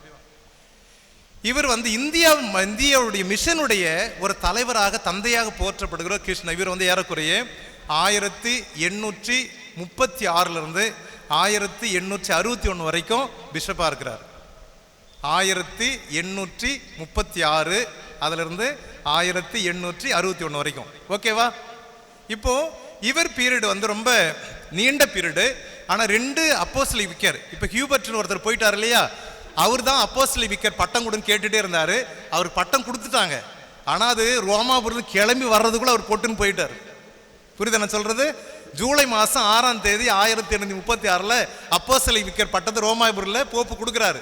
அந்த பட்டம் வந்து டிசம்பர்லாம் வந்து சேருது. அக்டோபர் 3ஆம் தேதி அவர் செத்து போயிடுறாரு. அப்ப யாருக்கு அந்த பட்டம் வரும்? இவருக்கு வந்து சேர்ந்து போச்சு. இவர் கேட்கவே இல்லை, இவர் உழைக்கவே இல்லை, கஷ்டப்படலை. ஆனா இவருக்கு என்ன பண்றாங்க, அப்போஸ்தலிக் விக்கர் அப்படின்னு பட்டம். கை தட்டுங்க இவருக்கு. இந்த பட்டம் கிடைச்சாதான் அதிகாரத்தோட வேலை செய்ய முடியும் இந்த பெரிய பகுதியில். புரியுதுங்களா? இப்போ அவருக்கு வாங்கின பட்டம் இவருக்கு வந்து சிலாட்டா வந்தால இவருக்கு கிடைச்சிச்சு. இப்போ கோரமண்டல் கரை, நம்ம கோஸ்டல் ஏரியான்னு சொல்லுவோம், கோரமண்டல் கோஸ்ட், நம்ம ஏரியாலாம் இந்த தெற்கு கிழக்கு கடற்கரை பகுதி வந்து கோரமண்டல் கரைன்னு சொல்லுவாங்க, மலபார்னு சொல்லுவாங்க. இந்த ஏரியா முழுசுமே அப்போஸ்தலிக் விக்கர் என்ற பட்டத்தை 1836 1846 வரைக்கும் 10 ஆண்டுகள் இந்த கோரமண்டல் கரையினுடைய அப்போஸ்தலிக் விக்கரா இருக்கிறாரு. இவர் மிகப்பெரிய அருமையான இவர் வந்து எது செய்தாலும் நம்முடைய குருக்களை கேட்டு செய்வார், ஆலோசனை கேட்பார், மக்களோட தொடர்பு வச்சுக்குவார், எல்லாரையும் விசிட் பண்ணுவார். அப்படிப்பட்ட ஒரு வித்தியாசமான ஆயர் இவர் போனா ஆண்டவர். இவர் காலத்தில் தான் மிஷன் பிரஸ், இப்போ 1841 மிஷன் பிரஸ் ஆரம்பிச்சாங்க. அவங்களுக்கு கைத்தட்டல் கொடுங்க சிஸ்டங்களை. துப்புய் தான் முதல் மேனேஜர், மிஷன் பிரஸ் மேனேஜர். துப்புய் வந்தாரா? எங்க துப்புய் எங்க காணோம்? வேஷத்தை கழிச்சிட்டாரா, கைட்டாரா? துப்புய் 1841 மிஷன் பிரஸ்னுடைய முதல் மேனேஜர் நம்முடைய துப்புய் அடிகள் தான். அப்போ நம்முடைய அதெல்லாம் பார்க்க வச்சு உங்களுக்கு சாதாரணமாக தெரியும், மிஷன் பிரஸ்ஸா சர்வி அபியான் தெரியும். ஆனால் அந்த காலத்தில் போராடி சின்ன குறிப்பிடம் 1940 இவர் தான் கொண்டு வந்தார், பெரிய குறிப்பிடம் இவர் தான் கொண்டு வந்தார். வெளியில் அடித்தா நிறைய செலவாகுதுன்னு இவங்களே பிரஸ் ஆரம்பித்தாங்க. முதல் மேனேஜர் நம்முடைய அருட்தந்தை துப்பி அடிகள். இப்போது இவங்க என்ன செய்கிறாங்க, பெரிய பெரிய ஜாம்புவான்கள் இருக்காங்க, லுக்கி அடிகள், இந்த துப்புய் அடிகள், கையோ அடிகள், இப்படி பெரிய பெரிய சாமியாருங்கள்லாம் இந்த சமயத்தில் இருக்கிறாங்க. இவங்கெல்லாம் செய்கிறாங்க, முதல் பாண்டிச்சேரி மாமன்றத்தை தொடங்குறாங்க 1844. இந்த வருஷம் சொல்லி பாருங்க, இன்னும் ஒரே ஒரு தடவை. ஜனவரி மாதம் 16ஆம் தேதியிலிருந்து பிப்ரவரி மாதம் 13ஆம் தேதி வரைக்கும் இந்த இந்தியாவிலேயே கேள்விப்படாத ஒரு பேர் சினட், மாமன்றம், பேரவை என்ற வார்த்தை. Synod, Synod of Pondicherry. The first Synod of Pondicherry was held in 1844 from January 16 to February 13th. ஒரு பேரவை கூட்டம் தொடர்ந்து தியானம் நடக்குது. இந்த மாமன்றம் தான் பல்வேறு பணிகளுக்கு இது வரைக்கும் 3 பேருக்கும் பவர் கிடையாதுன்னு சொன்னா, 3 பேரும் தலைவர் மட்டும்தான், இவருக்கு மட்டும்தான் பவர் வந்திருக்குது இப்போ இல்லையா? அது வரைக்கும் புரியுதா? இப்போ இவங்க என்ன செய்யறாங்க, நான் முதல்ல உள்ளூர்ல சாமியார் ஆக்கணும், அதான் மெயின் வேலை. நாங்கள் பிஷப்பாக வந்திருக்கிறோம், இவங்க சாமியார் ஆகிட்டு இவங்க கையில் கொடுத்துட்டு போயினே இருக்கணும். உள்ளூர் குருக்களை உருவாக்கணும், அது மணி. ரெண்டாவது, உள்ளூர் குருக்கள் உருவாக்கணும்னா கல்வி தேவைப்படுது, கல்வி பணி தேவைப்படுது, எஜுகேஷன் தேவைப்படுது. அப்போ எஜுகேஷன் தேவைப்படுது, அவங்களுக்கு உதவி செய்யறது வேதியர்கள் தேவைப்படுறாங்க. புரியுதுங்களா? இங்க இருக்கிற அருட்சகு பெண்களுக்கு கல்வி கொடுக்கறதுக்கு துறவர சபைகளை உருவாக்கணும். இங்க இருக்க ஜாதி பிரச்சனை தீர்ப்பதற்கு நாம வழிகளை கண்டுபிடிக்கணும், அச்சகத்தை உருவாக்கணும். இப்படி ஒரு 7 விதமான கருத்துக்களை கொண்டு இந்த மாமன்றம் நடக்குது, அல்ல பேரவை நடக்குது. சினட் ஆஃப் பாண்டிச்சேரி எந்த வருஷம்? ஓகே, நான் 2-3 வருஷம் சொல்லிக்கிறேன். ஒன்று 1606, எப்போ அது என்ன? மதுரை மிஷன். 1700 கர்நாடிக் மிஷன். இப்போ நான் சொல்ற விஷயம் 1844 சினட் ஆஃப் பாண்டிச்சேரி தான் நம்முடைய இந்த இந்தியா முழுசும் இருக்கிற மறைப்பணி தலங்களுக்கு ஒரு வழிகாட்டியது. இந்த மாமன்றத்தின் வழியாக ஒன்று குருக்களை உருவாக்குவது, கல்வி பணியாற்றுவது, வேதிர் பயிற்சி கொடுப்பது, துறவர சபைகளை அமைப்பது, ஜாதிய முரண்பாடுகளை தீர்த்து வைப்பது, மனம் திரும்புகின்ற பணி செய்வது, அச்சக பணி செய்வது, ஊடக பணி செய்வது, எல்லாம் இதில் தீர்மானிக்கப்பட்டு ரோமுக்கு அனுப்புறாங்க. ரோம் ரொம்ப அப்ரிஷியேட் பண்ணி இங்கே மட்டும் இல்லை எல்லா நாட்டுக்கும் இந்த தீர்மானங்களை அனுப்புறாங்க. ரோமாபுரி வெரி குட், சூப்பர். பாண்டிச்சேரியில் உட்கார்ந்து சாமியார்கள்லாம் அற்புதமான முடிவு எடுத்திருக்காங்க, இது ஒரு வழிகாட்டுதல் சொல்லி இந்த இந்தியாவுக்கு மட்டுமல்ல எல்லா இடத்துக்கும் அனுப்புவாங்க. இந்த 1844 சினடு பிறகு, இதற்கு பிறகு என்ன செய்யறாங்க, 1845 இந்த கோரமண்டல் மிஷன், கோரமண்டல் அப்போஸ்தலர் 3 பிரிக்கிறாங்க. ஒன்று மைசூர் மிஷன், இன்னொன்று Coimbatore mission, Kovai mission, Puduvai mission. 1845 3 மிஷன்களாக இந்த 3 விக்காரிட்டுன்னு சொல்லுவாங்க, இது பிரிப்பாங்க. அப்புறம் மதுரை பகுதியை இயேசு சபைகிட்ட ஒப்படைச்சிடுறாங்க 1846. இது வரைக்கும் புரியுதா? 44 சினடு நடக்குது. 3 நம்முடைய இந்த மறைப்பணி தலத்தை உடைக்கிறாங்க. ஒன்று மைசூர் தனியா, கோயம்புத்தூர் தனியா, அதுக்கு ஒரு பிஷப். இங்கே மரியான் பிரேஸ்லேக்கில் ஒரு பிஷப் போடுறாங்க, அங்கே ஷார்போனோன்னு ஒரு பிஷப் மைசூருக்கு போடுறாங்க. இங்கே பாண்டிச்சேரியில் இவங்க கிளமோன், இவர் இது மட்டும் இருக்கிறாரு. புரியுதுங்களா? இங்கே சொத்தெல்லாம் இருக்குது, சொத்தை 3 பாகம் பிரிச்சுக்கிறாங்க. எல்லாம் பிரிச்சுக்கிட்டு இப்போ தனித்தனி மிஷனாக போயிட்டு இருக்குது. இந்த சமயத்தில் 2வது இவருக்கு இப்போ புதுச்சேரி மட்டும்தான், இவருக்கு புதுவை மிஷன் மட்டும்தான். இது வரைக்கும் இவர் கோரமண்டல் மிஷன் சொல்லி 3ஐயும் கையில் வச்சிருந்தாரு, 2 ஆளுக்கு தனித்தனியாக பிரித்து கொடுத்தாரு. இப்போ புதுவை அப்போஸ்தலிக் விக்கர், புதுவை மிஷனுடைய அப்போஸ்தலிக் விக்கர் எப்படின்னா 1846 1861 வரைக்கும் இவர் நடத்துறாரு. இந்த சமயத்தில் இவர் கூட இருந்த ஒரு அற்புதமான தந்தை, இன்டெலிஜென்ட் ஒரு ஃபாதருக்கு, லுக்கே அவர் பேர், லுக்கே. அவரை ரோமுக்கு அனுப்புறாங்க. ரோமுக்கு அனுப்பி இந்தியாவில் அங்கங்கே விக்காரிட் மாதிரி தான் இருக்குது, ஒரு அமைப்பு முறை, ஆட்சி அமைப்பு முறை உருவாக்கணும் அப்படின்னு சொல்லி இந்த லுக்கே வழியை நம்முடைய பாண்டிச்சேரியிலிருந்து தான் ரோமாபுரிக்கு அனுப்புறாங்க. லுக்கே அங்கே உட்காந்துக்கிட்டு போப்பாண்டவர்கிட்ட பேசி, அங்கே இருக்கிற ஆணையத்துக்கிட்டலாம் பேசி, இந்தியாவையே தனித்தனி டைசஸாக பிரிக்கிறதுக்கு, ஆர்ச்சி டைஸாக பிரிக்கிறதுக்கு இந்த லுக்கே என்ற சாமியார் தான் இங்கேருந்து போயிட்டு அங்கே வேலை செய்திருக்கிறாரு. இதை ஞாபகம் வச்சுங்க. அதற்கு பிறகு போனா என்ன செய்யறாரு, போப் சொல்றாரு, இந்தியாவில் அங்கங்கே மிஷன், தனித்தனி மிஷன் இருக்குது, இங்கே நீங்கள் இருக்கிற மாதிரி அங்கே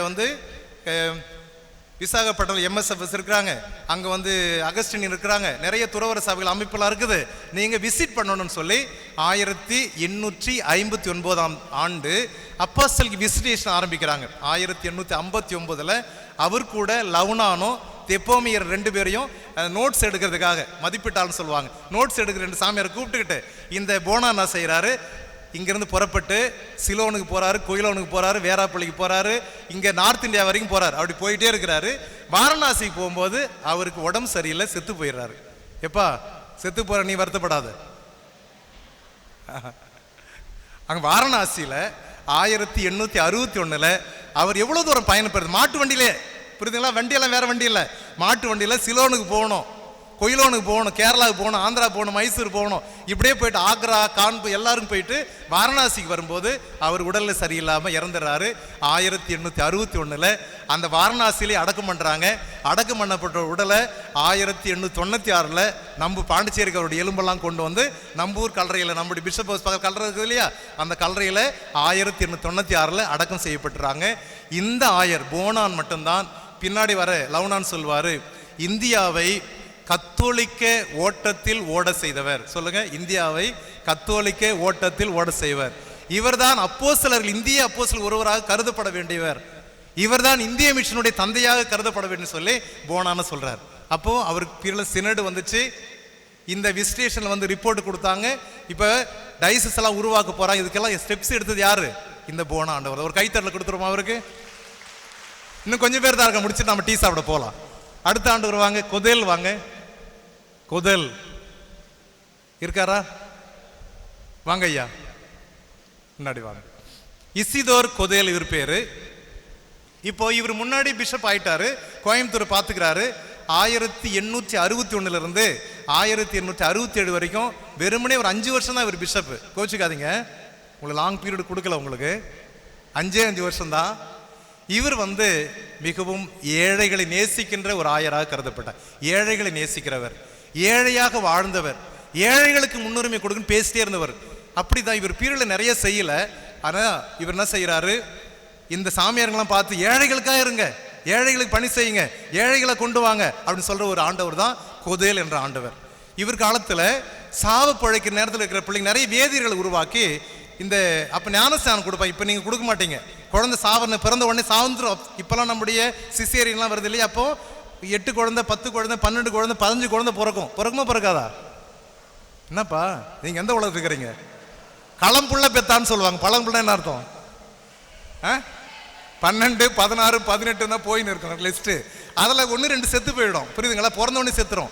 அப்போ இவங்க என்ன பண்ணுவாங்க, அங்கே ஞான டீச்சர்கள் அப்படின்னு சொல்லி ஒரு உபதேசர்கள் நியமனம் பண்ணி ஞானஸ்தானம் கொடுக்குறது வேலையை வச்சிருந்தா அந்த கொதேல் ஆண்டவர். அவங்களுக்கு ஞான டீச்சர்கள் பேரு. அப்போ இறக்கும் நிலையில் இருக்கிற குழந்தைகளுக்கு ஞானஸ்தானம் கொடுத்து அவங்களெல்லாம் மோட்சத்துக்கு அனுப்புறது. புரியுதுங்களா? அந்த வேலை. இப்போ காரைக்கால் ஒரு இன்ட்ரெஸ்டான செய்தி ஒரு காலத்தில் இருக்குது. காரைக்காலில் கீழ்வெளின்னு ஏதாவது பகுதி இருக்காங்க? கீழ்வெளி இருக்கா? எனக்கு தெரியல, அந்த வரலாற்று எழுதியிருக்காங்க. கீழ்வெளியில் கல்லறை பிரச்சனை இருந்ததுக்கு. அப்போ கல்லறை பிரச்சனை இருக்கின்ற பொழுது அப்போ கவர்மெண்ட் என்ன பண்ணுது, சர்வே பண்ணும்போது அந்த இடம் எங்களுதுன்னு எடுத்துக்கிறாங்க. 1860 எடுத்துக்கிறாங்க. அப்போ இங்கிருந்த ஒரு ஃபாதர் போராட்டம், புப்ளோன்னு நினைக்கிறேன், புப்ளோன்னா தெரியல, மறந்துட்டேன், மாற்றிக்கலாம். ஒரு ஃபாதர் போராடி கோர்ட்டு கேஸுக்கு போயிட்டு 1872 இந்த கீழ்வெளி இருக்கிற கல்லறை, காரைக்கால் கல்லறை வந்து எங்களுதான் சொல்லி போராடி 1872 எடுத்திருக்காரு. கொதேல் ஆண்டவர் தான் அதுக்கு உதவி செய்யிருக்காரு. கல்லறை மீட்பு பணின்னு சொல்றாங்க. கல்லறை காரைக்காலில் கல்லறை மீட்டது இந்த கொதேல் ஆண்டவருடைய பீரியட்னு சொல்றாங்க. புரியுதுங்களா? கீழ்வெளியில். ஓகே. அதன் பிறகு இவர் என்ன செய்யறாரு, இவர் காலத்தில் ரோமாபுரிக்கு போறாரு. 1867 அங்கே பேதுரு, பவுல் 2 பேர் தெரியுமா? யாருன்னு? யார் அவங்க 2 பேரும்? 2 அப்போஸ்தலர்கள் இல்லையா? அவங்க மறைசாட்சியானதை 18வது நூற்றாண்டு போப்பாண்டவர் கொண்டாடுறாரு. 18வது நூற்றாண்டு 1800 வருஷம் ஆயிடுச்சு, அவங்க மறைசாட்சி ஆயிட்டு அதை கொண்டாடுறதுக்காக கூப்பிடுறாரு. அப்ப 26 பேர் ஜப்பான்ல இருந்து மறைசாட்சியார் ஆகிறாங்க. இவங்களுக்கும் கொண்டாடுறதுக்கு இவர் போறாரு. இங்கே மைசூர் ஷார்போனோ இவங்க 2 பேரும் சேர்ந்து போறாங்க. எல்லாம் கொண்டாட்டம்லாம் முடிஞ்சிடுது. திரும்பும் பொழுது பிரான்ஸ் வழியா வரும்பொழுது ரொம்ப உடல்நிலை பாதிக்கப்படுறாரு. இவர் உடல்நிலை பாதிக்கப்பட்டு ஷாம்பேரி என்ற இடத்துல ஒரு பெரிய ஆர்ச் பிஷப் சொல்றாரு, பரவாயில்ல கொதேல், நான் உன்னை ஹாஸ்பிட்டல், பெரிய ஹாஸ்பிட்டலில் சேர்த்து நல்ல சிகிச்சைலாம் கொடுத்து தெம்பா உங்களுக்கு ஊருக்கு அனுப்புறேன்னு சொல்றாரு. ஆனா இவர் என்ன சொல்றாரு தெரியுமா, ஏழை மக்களை எங்க அட்மிட் பண்ணுவாங்க? ஏழை ஜனங்க எந்த ஆஸ்பத்திரிக்கு போவாங்க? கவர்மெண்ட் ஆஸ்பத்திரிக்கு என்ன படுக்க வைங்க. நான் ஏழை தான், எனக்கு நான் பிஷப்ன்றதுக்காக எனக்கு பெரிய இதெல்லாம் கொடுக்க வேணாம். ஷாம்பேரியில் பெரிய ஸ்பெஷாலிட்டி ஹாஸ்பிட்டலாக இருக்கு, நான் அப்படியேப்பட்டவன் கிடையாது, நான் ஏழைகளுக்கு ஆஸ்பத்திரியில் போடுவேன்னு சொல்லி அரசு பொது மருத்துவமனையில் இந்த கொதேல் ஆண்டவர் அட்மிட் பண்ணாங்க. கொஞ்ச நாள் செத்துடுறாரு. புரியுதுங்களா? அப்போ செத்தற்பாடு அந்த ஷாம்பேரி என்ற இடத்துலயே அடக்கம் பண்றாங்க, நினைவு சின்னம் அமைக்கிறாங்க. அப்போ சொல்றாரு, அவர் ஏழையாக பிறந்தார், ஏழையாக வாழ்ந்தார், ஏழைகளுக்கான ஒரு ஆஸ்பத்திரியில் அனுமதிக்கப்பட்டார், ஏழையாக செத்து போயிட்டார் அப்படின்னு சொல்லி எழுதுறாங்க. அவர் மிகப்பெரிய சாட்சி. கைத்தட்டுங்க அவருக்கு. தேங்க்யூ, தேங்க்யூ கொதேல் ஆண்டவரே. அதுக்கு அடுத்த ஆண்டவர் வாங்க, லவ்னான் வாங்க, ஜோசப் லவ்னான். லவ்னான் இருக்காரா? வாங்க லவ்னான். லவ்னான் சொல்லுங்க பார்க்கலாம். யாரு? லவ்னு தெரியுதா? அதுக்கு பேர் நானும் சேர்த்துங்க. லவ்னான் சொல்லுங்க. அவரு இறந்த பிற்பாடு அவருடைய இவர் பேரை ப்ரப்போஸ் பண்ணி அனுப்பிட்டாங்க. இவர் அவர் செத்துட்டாரு, திரும்பி அவர் வருவாருன்னு தெரியாது, அவர் இறப்பாருன்னு தெரியாது, அவர் கண்டினியூ பண்ணுவான்னு தெரியாங்க. அப்போ என்ன பண்ணாங்க, எல்லாரும் மிஷினரிலாம் சேர்ந்து சீட்டுக்குழிக்கு போட்டு லவ்னான் பேரை எடுத்துடுறாங்க. லவ்னான் பேரை எடுத்த உடனே இவர் பிஷப் ஆகிறதுக்கு ரோமாபுரிக்கு அனுப்பி விடுறாங்க. இந்த லவ்னான் என்ன செய்யறாரு தெரியுமா? இவர் திருட்டுத்தனமா இவர் ஒரு லெட்டர் எழுதுறாரு. என்ன லெட்டர் எழுதுவாரு? நான் நல்லவன், வல்லவன், பெரிய திறமைசாலி, புத்திசாலி அப்படி எழுதுவாரா?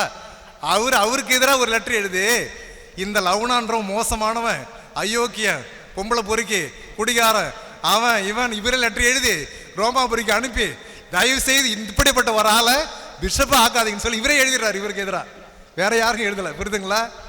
இவரே எழுதி அனுப்பிடுறாரு, போய் சேருது. ஆனா அங்கிருந்த போப் ஆண்டவருக்கு தெரியும் லவ்னான்னா யாருன்னு தெரியும். அவர் பயங்கர திறமைசாலி, பயங்கர கணித மேதை, அவரு ஒரு விஞ்ஞானி, அவன் திறமைசாலி சொல்லி அவர் என்ன பண்றாரு, லெட்டரை தூக்கி குப்பையில கீழ்ச்சி போட்டுட்டு அவர் பிஷப்னு பட்டம் கொடுத்து, பள்ளியன் போடுவாங்க இல்லையா சாமியார் பட்டம், அதையும் அனுப்பி வச்சு நீ பிஷப்பாருன்னு சொல்லி அனுப்பி விட்டுறாரு. எந்த வருஷம்? 1868. அது 67 வரை, 68 இருந்து 1892 வரைக்கும் இந்த லவ்னான் இருக்கிறாரு. மிக பெரிய அறிவாளி, இவர் சிறந்த அறிவாளி. இந்த அறிவாளி என்ன செய்யறாரு, இந்த போப்பு கேட்கிறாரு, இந்தியாவில் எப்படி டைஸ் எல்லாம் பிரிக்கிறது, ஆட்சி அமைப்பு எப்படி உருவாக்குறது. இவர் ஏற்காட்டுக்கு போய் அங்க தங்கியிருந்து அங்க எல்லாத்தையும் எழுதி ஒரு ரிப்போர்ட் கொடுக்கிறாரு. இவர் காலத்துல 1886 செப்டம்பர் மாதம் 1 தேதி, 1886 செப்டம்பர் 1 தேதி சொல்லுங்க பார்க்கலாம். ஓகே, இப்போ 3 சொல்லியிருக்கு இல்லையா? முதல்ல என்ன சொன்ன? 1606 சொன்னா, 1700 சொன்னா, 1844 சொன்னா. இப்போ இந்த தேதி முக்கியமான தேதி. இந்த தேதியில் தான் இந்தியாவில் 8 ஆர்ச் டைசஸ், 8 உயர் மறை மாவட்டம், 17 மறை மாவட்டம், ஒரு அப்போஸ்தலிக் பிரிஃபெக்ட் நிறுவப்பட்டது. இது வரைக்கும் விக்கர் அல்ல அப்போஸ்தலிக் விகாரியேட் அப்படின்னு சொல்லுவாங்க. இதற்கு பிறகு நான் டைசஸ்ன்னு சொல்லுவோம், மறை மாவட்டம், உயர் மறை மாவட்டம். எப்போ வந்துச்சு? நம்முடைய லவ்னான் ஆண்டவர். அதுக்கு முன்னாடி 2 பேர் வேலை செய்திருக்காங்க, புரியுதுங்களா? இந்த விசிட்டேஷன்ல ரிப்போர்ட்லாம் கொடுத்துருக்கு. இவர் காலத்தில் இவர் எழுதி போட்டு எல்லாம் வந்துச்சு. 1886 தான் பாண்டிச்சேரி உயர் மறை மாவட்டம் அப்படின்ற வார்த்தை வந்துச்சு. இது வரைக்கும் பாண்டிச்சேரி உயர் மறை மாவட்டம் கிடையாது, சரியா?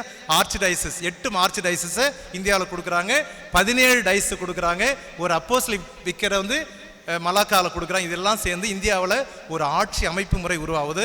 இவர் எப்போ ஆர்ச் பிஷப்பா சொன்னாங்க சொல்லுங்க பார்க்கலாம். லவ்னான் எப்போ ஆர்ச் பிஷப் ஆனார்? இது வரைக்கும் எல்லாரும் பிஷப் தான், இவர் தான் முதல் ஆர்ச் பிஷப். 1887 இவர் ஆர்ச் பிஷப்பா உயர்த்துறாங்க. இவர் என்ன செய்யறாரு தெரியுமா? இங்க இவருக்கு பின்னாடி காந்தின்னு ஒருத்தரை 1883 உருவாக்குறாரு, அபிஷேகம் செய்யறாரு, விட்டுட்டு ரோமுக்கு ஓடிடுறாரு லவ்னான்.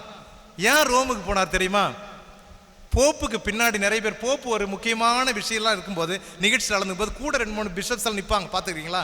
வத்திக்கான்ல போப்பு பூசை வைக்கும்போது பார்த்துக்கிறீங்களா? பார்க்கலையா? டிவியில் பார்த்துக்கிறீங்களா? அப்போ போப்புக்கு பக்கத்திலேயே 2-3 பேர் வேலை செய்வாங்க இல்லையா? அப்போ போப்பு என்ன செய்தார், இவரை கூப்பிட்டு என்னுடைய அரியணைக்கு அருகில் இருக்கின்றவர் பதவி கொடுக்கிறார். அரியணைக்கு அருகில் இருக்கிறவர், என் சேருக்கு பின்னாடி நிற்கிறவர். இப்போ முக்கியமான நிகழ்ச்சி எது நடந்தாலும் யார் இவர்? போப்புக்கு பின்னாடி நிற்கிறவர், ரெப்ரஸன்டேட்டிவ் பின்னாடி நிற்கிறவர், காவல் தூதரமா நிற்கிறவர் தான் யாரு? லவ்னான். இன்னொரு பதவி கொடுத்தாங்க, ரோமன் பிரபு, கவுண்ட்னு சொல்ல, ரோமன் கவுண்ட்னு சொல்றாங்க. ரோமாபுரியுடைய பிரபுவாக 2 பட்டத்தை கொடுத்து ரோமாபுரிக்கு இவரை கூப்பிட்டாங்க 1886. அந்த வருஷம் தான் நம்முடைய வில்லியனூர் மாதா கோயில் இருக்கு இல்லையா, அது திருத்தலமாக 886 உருவாக்கப்பட்டது. போப்பாண்டவர் பேர்ல இவர் தான் அந்த கார்னேட் சொல்ற மணிமுடிய அம்மாவுக்கு மகிழ்த்த சூட்டுவாரு, அந்த பிஷப் தான் அவர் 1886. அதற்கு பிறகு அவர் கொஞ்சம் மூளைக்காய்ச்சல் வருது, எல்லாருமே சாகும் பொழுது வித்தியாசமா சாகுறாங்க. மூளைக்காய்ச்சல் வரும்பொழுது நான் இங்கிருந்தா பிழைக்க மாட்டேன், எங்க ஊருக்கு போறேன்னு சொல்லி பிரான்ஸுக்கு போனாரு. பிரான்ஸ்ல 1892 லவ்னான் இறந்துட்டாரு. அவரை குறிப்பிடுகின்ற பொழுது இந்தியாவை இந்த ஆட்சி அமைப்பு உருவாக்குவதற்கு மிக முக்கியமானவர் லவ்னான் ஆண்டவர். நம்முடைய பாண்டிச்சேரியில் இருந்தான். போப்பாண்டவருக்கு அருகில் இருந்து பணியாற்றுகிறவர் பெருமை உண்டு. அதே போல வில்லியனூர் மாதாவை திருத்தலம் உயர்த்தியது பெருமை உண்டு. இப்படி பல்வேறு பெருமையில் சேர்ந்தவர் தான் லவ்னான். அவர் கைத்தட்டல் கொடுங்க, போய் உட்காரட்டும். தேங்க்யூ லவ்னான். அடுத்தது காந்தி வாங்க. இன்னும் 2 பேர் தான். தூக்கம் வருதா? தூக்கம் வருதா? முடிச்சிடலாமா? ஏன்னா நம்ம ஆளுங்க முகத்தை பார்த்து, என் முகத்தை பார்க்கலாம், நம்ம ஆளுங்களை பார்த்துருந்தா கொஞ்சம் தூக்கம் வராது இல்லையா? அதனால தான் காந்தி வராரு பாருங்க. வேகமா வாங்க காந்தி, முன்னாடி வாங்க. இப்போ 1890 மறந்துட்டீங்களா? 92 அது வரைக்கும் நம்ம லவ்னான் இருந்தாரு. அதற்கு பிறகு அவரு பிரான்ஸுக்கு போனவன் இறந்துடுறாரு. அந்த சமயத்தில் காந்தி முன்னாடியே இவருடைய வாரிசு ஆயிட்டாரு. 83 ஆயிட்டாரு. சரிங்களா? 83 ஆனருப்பு இவர் என்ன பண்றாரு தெரியுமா? அவர் போய் செத்துட்டார்ல, அது நான் தானே பிஷப் ஆக இருக்கணும், தயவுசெய்து எனக்கு விட்டு. இவர் லெட்டர் எழுதுறாரு போப்புக்கு. இவர் லெட்டர் எழுதி, ஐயா நான் ரிசைன் பண்றேன், நான் முதல்ல பிஷப்பா இருக்கேன், ரிசைன் பண்றேன்னு சொல்லி இவரு ரிசைக்னேஷன் லெட்டர் அனுப்புறாரு. யார்? போப்புக்கு. போப்பு நான் செய்யறா, அவரு ஒரு லெட்டர் எழுதி, நீ பிஷப்பா முன்னாடி இருக்கிற, நீ எடுத்துக்க, ஒன்றும் பயப்படாத, நான் கூடவே இருக்குன்னு சொல்லிட்டு அவருக்கு போட வேண்டிய பள்ளியத்தெல்லாம் அனுப்பி வச்சு பிஷப்பா அனுப்பி விடுறாரு. சரிங்களா? அப்போ 1892 இருந்து 1909 வரைக்கும் காந்தி, இவர் பேர் காந்தி. சொல்லுங்க பார்க்கலாம். அது ஈஸியாக வரும் வாயில் இல்லையா? ஜோசப் காந்தி இவர் பேர். காந்தி ஆயர்.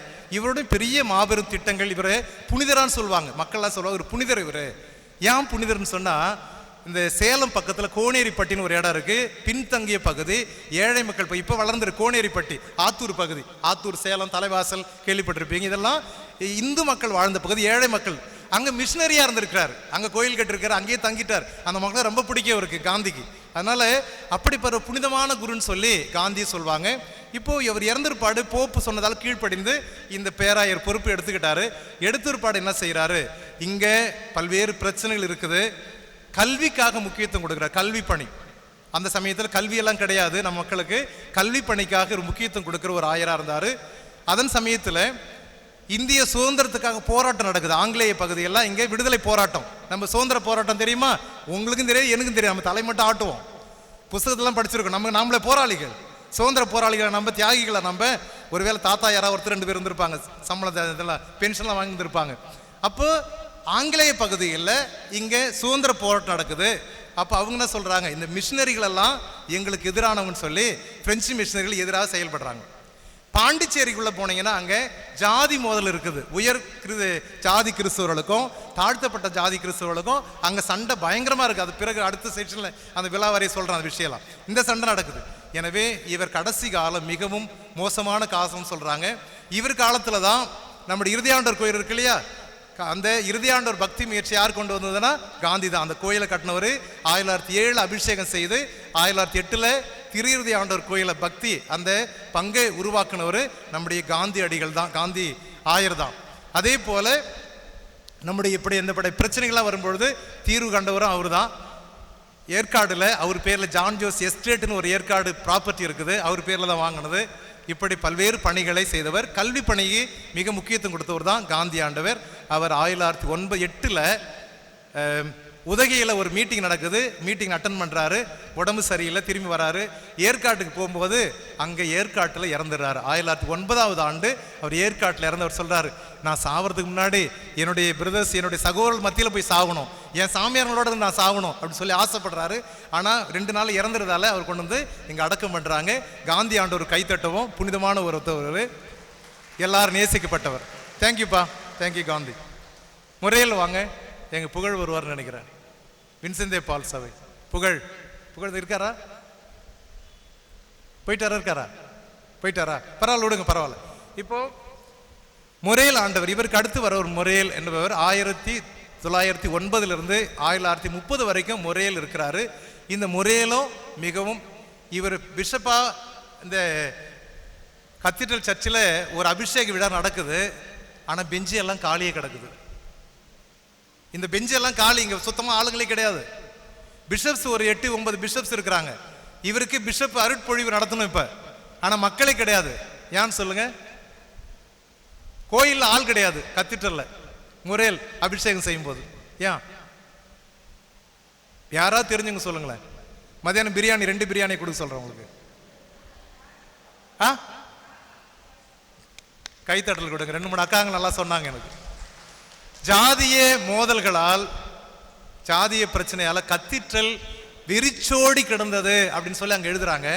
அப்போ இவர் அப்செட் ஆயிட்டு, கடவுளே இந்த கொடூரமான சூழ்நிலையில என்ன பிஷப் ஆகிட்டீங்களே, கோயில் என் கோயில், நான் பூச வைக்க வேண்டிய கோயில்ல ஆளுங்களே கிடையாதுன்னு சொல்லிட்டு வேதனையோட இந்த ஆயரத்துவ பணியை அவர் எடுக்கிறாரு மொரேல் ஆண்டவர். அப்போ 1909 பணி செய்கிறார். 4 ஆண்டுகள் தொடர்ந்து பேராலயத்தில் இந்த ஜாதிய பிரச்சனை இருந்துகிட்டே இருக்கு. அடுத்த செக்ஷனில் நான் கொஞ்சம் விளக்கமாக சொல்லுவேன் சில விஷயங்கள் எல்லாம். இப்போ நான் லைட்டாக தான் சொல்லிட்டு போகிறேன். அப்போ வரும்பொழுது 1913 அருட்தந்தை கோம் என்றவர் பேராலய பங்கு குருவாக வரார். கோம், COMP அந்த எழுத்து, கோம் என்று வராரு. அந்த மக்களோட பேசி பேசி சமாதானம் பண்ணி 1913 இந்த கதுவெல்லாம் திறந்து வச்சு நடுப்பிடத்தில் பூசை வச்சு வாங்கன்னு சொன்ன எல்லாம் வந்தாங்க. அதற்கு பிறகு சமாதானமானாங்க. நம்முடைய பாண்டிச்சேரி மறை மாநிலத்தில் ஜாதி கிறிஸ்தவர்கள், தாழ்த்தப்பட்ட கிறிஸ்தவர்கள் மத்தியில் ஒரு சமாதானம் உண்டான்னு சொல்லி வரலாற்று எழுதியிருக்காங்க. இவர் பீரியட் தான் அது. ஓகேவா? மொரேல் ஆண்டவர் இவர் பீரியட்ல தான். வாங்க சார், வாங்க வாங்க, அப்படி நில்லுங்களேன், ஒரு நிமிஷம் 5 நிமிஷம் கேமராக்காக நில்லுங்க. மொரேல் ஆண்டவர் தேடுறாங்க, வாங்க அப்படி நில்லுங்க. அப்படிதான் இவர் பீரியட்ல தான் இப்போ கல்வி பணி அதிகமாக செய்தாங்க. இது வரைக்கும் ஆன்மீக பணி, கோவில் கட்டுற பணி, இப்படிப்பட்ட பணிகள்லாம் போயிட்டு இருந்துச்சு. இந்த பீரியடில் அதிகமாக கல்வி பணி. அவர் சொல்கிறார் மொரேல் ஆண்டவர், என்னுடைய ஏழை மக்கள் வளரணும்னு சொன்னால், சமுதாயத்தில் சமத்துவம் வரணும்னு சொன்னால், இங்கே பொருளாதார விடுதலை கிடைக்குன்னு சொன்னால், என் மக்கள் நிமிர்ந்து நிற்கணும்னு சொன்னால் நான் கல்வி கொடுக்கணும்.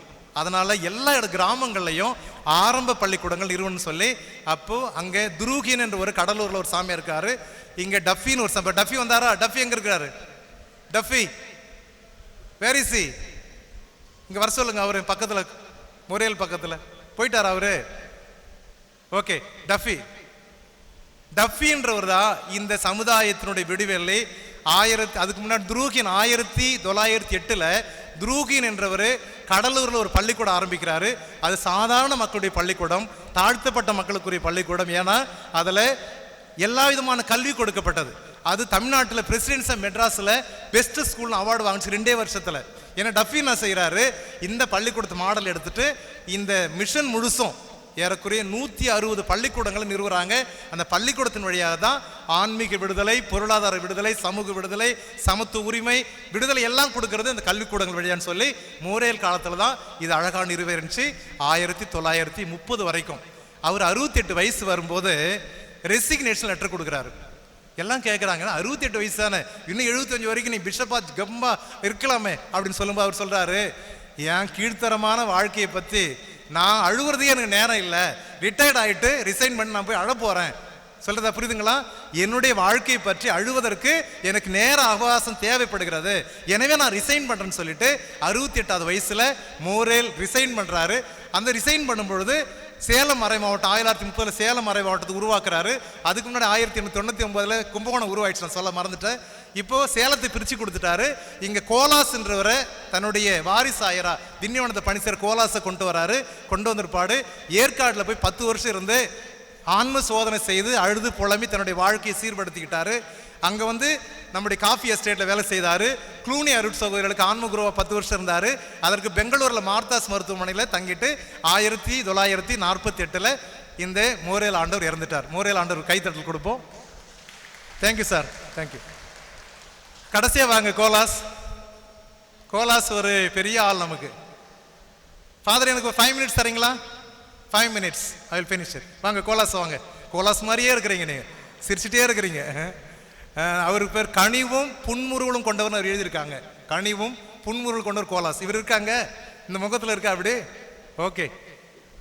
1930 கோலாஸ் வந்து திண்டிவனத்தில் வேலை செய்கிறார். இந்த கோலாஸை பற்றி நம்ம சொல்லணும்னா, ஏறக்குறைய வந்த உடனே திண்டிவனத்தில் 1 வருஷம் போடுறாங்க. அதற்கு பிறகு சேத்துப்பட்டு கேள்விப்பட்டிருக்கீங்களா? சேத்பட், அங்கே லூர்து மாதா கோயில் இருக்கு இல்லையா, தாராஸ் ஆண்டவர் சாமியார் 1878 அந்த கோயில் கட்டிருக்காரு. தாராஸ் அவர் தான் சேத்பட்டு அப்போஸ்தலன்னு சொல்லுவோம். அங்கே அவர் என்ன செய்கிறாரு, அவருக்கு அடுத்து அங்கே போகிறார். 1903 போகிறாரு. 23 வரைக்கும் வேலை செய்கிறாரு. முதல் உலக போர் நடக்கும்போது சண்டைக்கு போயிடுறாரு. திரும்பி அங்கே வந்து இருக்கிறாரு.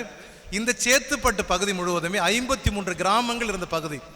53 கிராமங்களும் தாழ்த்தப்பட்ட கிறிஸ்தவர்களை கொண்ட ஒரு பகுதி. இந்த பகுதியில் டஃபி வேலை செய்கிறாரு. அப்போ டஃபி எழுதுறாரு, இந்த மனிதர்கள் கற்கால மனிதர்கள் போல இருக்கிறாங்க, கோமணம் கட்டின்னு இருக்கிறாங்க, பெண்களுக்கு மேல் உடை கிடையாது, அடுப்பு வெளியில வச்சிருக்கிறாங்க, சோறு அடுப்பது 2 கொட்டா போட்டிருக்கிறாங்க. இவங்க படுத்துக்கிற தெருவில் படுத்துக்கிறாங்க. கற்கால மனிதர்களை போல இருக்கிறார்கள். சாப்பாடு கிடையாது. இங்க பாண்டட் லேபர் சிஸ்டம் இருக்குது, அடிமைத்தனம் இருக்குது, வேலை வாய்ப்பு இல்லை, கல்வி உரிமை கிடையாது. இந்த பகுதி சேத்துப்பட்டுன்னு சொல்லி டஃபி அவருடைய புத்தகத்தில் எழுதுவார். எனவே டஃபியும் கோலாஸும் வாழ்ந்த பகுதி தான் சேத்துப்பட்டு. எனவே கோலாஸ் ஏறக்குறைய 23 வரைக்கும் அந்த சேத்துப்பட்டு ஏழை மக்கள் மத்தியில் வாழறாரு. 23லிருந்து 30 வரைக்கும் திண்டிவனத்துக்கு வராரு. முதல்ல 5 வருஷம் 23 27 வரைக்கும் பங்கு சாமியாரா இருக்காரு. இங்க டஃபி ஒரு நிறுவனத்தை உருவாக்கி இருக்கிறார். இங்க 1921 டீச்சர் ட்ரைனிங் ஆரம்பிச்சிட்டாங்க. 23 வேதியர் பயிற்சி ஆரம்பிச்சிட்டாங்க. அப்புறம் இந்த சென்டர் முழுசுமே ஒரு மேனேஜர் போடுறாங்க. அதுக்கு தான் கோலாஸ் வராரு. இப்போ 1930 வரைக்கும் இந்த ஏழை மக்கள் மத்தியில் வாழ்ந்ததால ஏழை மக்களுடைய வேதனைகளை புரிந்து கொண்டவர் தான் இந்த கோலாஸ். புரியுதுங்களா? அவருக்கு கைத்தட்டல் முன்னாடி கொடுத்துருவோம். கைத்தட்டுங்க. இல்லைங்க, ஒன்றும் முடியல, இப்போதான் தொடங்குது. இப்போ ஒரு மனுஷன் எப்படி புரட்சியாளனா மாறுவான்னு சொன்னா அவன் வாழ்ந்த சமூகம் தான், அவனை வாழ வைத்த சமூகம் தான். வெளிநாட்டில் வெள்ளக்கார சாமியாரா வருவார் இவர். ஆனா இந்த மக்கள், தாழ்த்தப்பட்ட மக்கள் வாழ்ந்த பகுதியில் இருந்தால இந்த மக்களுடைய வேதனைகளையும் வழிகளையும் சுமந்து கொண்டு இந்த 1000 முதல் அபிஷேகம் செய்யறாங்க 1930. அப்போ அவர் சொல்வார், என்னுடைய திட்டம் முழுசும் நிறைய பள்ளிக்கூடங்களை உருவாக்குவேன், வேதியர் உருவாக்கி கொடுப்பேன், நிறைய குருக்களை உருவாக்குவேன், இந்திய குருக்களையும் அயல்நாட்டு குருக்களை ஒன்றுபடுத்துவேன், இதான் என்னுடைய சூழறைன்னு சொல்லிட்டு முதல் டாக்கிலே கொடுக்கிறார். எனவே நிறைய பள்ளிக்கூடங்கள் உருவாக்கி ஏழை பிள்ளைகள், இது வரைக்கும் யாருக்கெல்லாம் பள்ளிக்கூடம் போகலையோ அவங்கெல்லாம் பள்ளிக்கூடத்துக்கு போகணும் அப்படின்னு சொல்லி கட்டாயப்படுத்தி பள்ளிக்கூடத்துக்கு அனுப்புவார். இலவச கல்வி திட்டம், பொதுவான கல்வி திட்டம் கவர்மெண்ட் அப்போ 100 வருஷத்துக்கு பிறகு அறிவிச்சாங்க. ஆனால் அவங்க கொடுத்தது இலவசம், பொதுவானது. புரியுதுங்களா? உங்களுக்கு நான் சொல்ற வார்த்தை புரியுதா? 2 வார்த்தை சொல்லுங்க, 2 வார்த்தை சொல்லுங்க பார்க்கலாம். இந்த சமூகம் 200 ஆண்டுகளுக்கு முன்பாக கல்வி மறுக்கப்பட்ட சமூகம். கல்வி கிடையாது சமூகத்திற்கு. கல்வி காதல ஈயத்தை காய்ச்சி ஊத்தணும். புரியுதுங்களா? இந்த சமூகத்துக்கு இவர் சொல்றாரு, இலவசமா கொடுங்க, எல்லாருக்கும் பொதுவாக கொடுங்க, எல்லாரும் கொடுங்க, இதுல ஜாதிக்கு இதெல்லாம் கிடையாது அப்படின்னு சொல்ற ஒரு கோலாஸ் தான் இப்படி கல்வி திட்டத்தில் 1941 வரைக்கும் டஃபி அடிகள் இருந்திருக்காங்க. இவர் 30க்கு பிறகு பிஷப் ஆனவொடனே இந்த கல்வி திட்டத்தை இன்னும் அதிகமாக உருவாக்கிட்டே இருக்கிறாரு கோலாஸ் ஆண்டவர் தான். அவருடைய காலத்தில் தான் உங்களுக்கு தெரியுமோ தெரியலையோ, அடுத்த செக்ஷன் எடுக்கிற நான், கோயில்களை தடுப்பு சுவர்களை உடைச்சவர் அவர் தான். தடுப்பு சுவர்கள் இருந்துச்சு, தடுப்பு சுவர்கள், ஜாதிய தடுப்பு சுவர்களை உடைச்சவர் கோலாஸ் ஆண்டவர். சம உரிமை கொடுக்கணும்னு போராடியவர் அவர் தான். நீலவேலி பகுதி இடம் இருக்குது தெரியுமா நமக்கு? அதெல்லாம் தெரியும் உங்களுக்கு, பிரச்சனை கேள்விப்பட்டிருப்பீங்க. 40-42 நீலவேலி பகுதியில் ஏறக்குறைய ஒரு 500 ஏக்கருக்கு மேலே இடத்த வாங்கினாங்க. இந்த இடம் ஏன் வாங்கினாங்கன்னு சொன்னால், சாமியாருங்க சாப்பிட்றதுக்கு இல்லை, சாப்பிட்டு கொழுக்கிறதுக்கு இல்லை, சிஸ்டங்களுக்கு கொடுக்கறதுக்கு இல்லை. அந்த பகுதி தென்னார்காடு முழுசுமே நிறைய நாங்கள் விடுதிகள் வச்சிருக்கிறோம், அனாதைகள் விடுதிகள், ஆதரவற்ற விடுதிகள், போர்டிங் வச்சிருக்கிறோம். என் பிள்ளைங்களுக்கு சோறு கிடையாது. எனவே இந்த பகுதி நெல் விளையிற பூமி, இது டெல்டா பகுதி. எனவே இந்த இடத்து நிலத்தை வாங்கி நெல் அறுத்து அங்கே இருக்கிற போர்டிங்கில் இருக்கிற சாமியார் நடத்துகிற போர்டிங்கு, சிஸ்டங்க நடத்துகிற போர்டிங்கு, இதுக்கு எல்லாமே நெல் எங்கேருந்து கொடுத்தாங்க? நீலவேலி பண்ணையில் கொடுத்தாங்க. பத்திரத்துப்படி என்கிட்ட பத்திரம்லாம் இருக்குது. 1942 சிதம்பரம் செட்டியார்னு சொல்லி ஒரு பெரிய நிர்வாகத்திலிருந்து 300 ஏக்கரை ஒரு வாங்கியிருக்காங்க.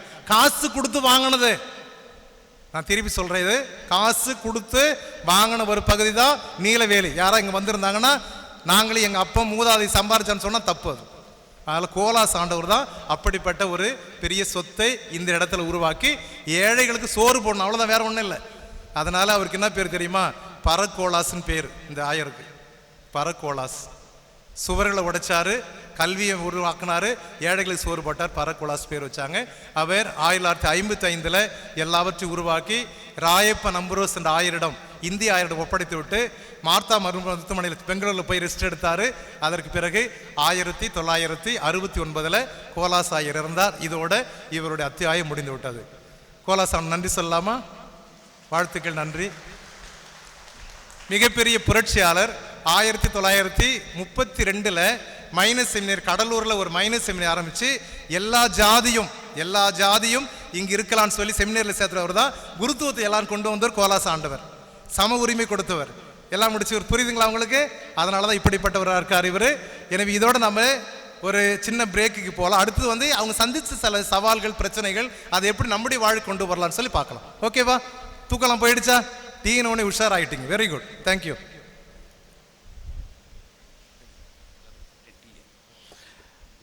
தந்தை அவர்களுக்கு நன்றி. மிக உற்சாகமாக நம்முடைய ஆளுமைகளை வைத்து மிகச்சிறப்பாக போனான் யார், கோலாஸ் யார், லபனான் யார், இவரெல்லாம் என்ன பண்ணாங்க என்பதற்கு முக்கியமான காரணம் சகோதரி லூர்து அவர்கள் லைவ் பர்சனாலிட்டிஸ் அதை வைத்து அற்புதமாக குறிப்பிட்டார் தந்தை அவர்கள். இப்பொழுது 5 இடங்களில் காஃபி கேன் இருக்குது. 5 இடங்களில் அந்த கப்பை எடுத்துட்டு நாம் அனைவரும் நாகரிகமானவர்கள், பண்பாடு உள்ளவர்கள் டஸ்ட்பினில் கொண்டு போய் போடணும், தூக்கி இப்படி போடக்கூடாது.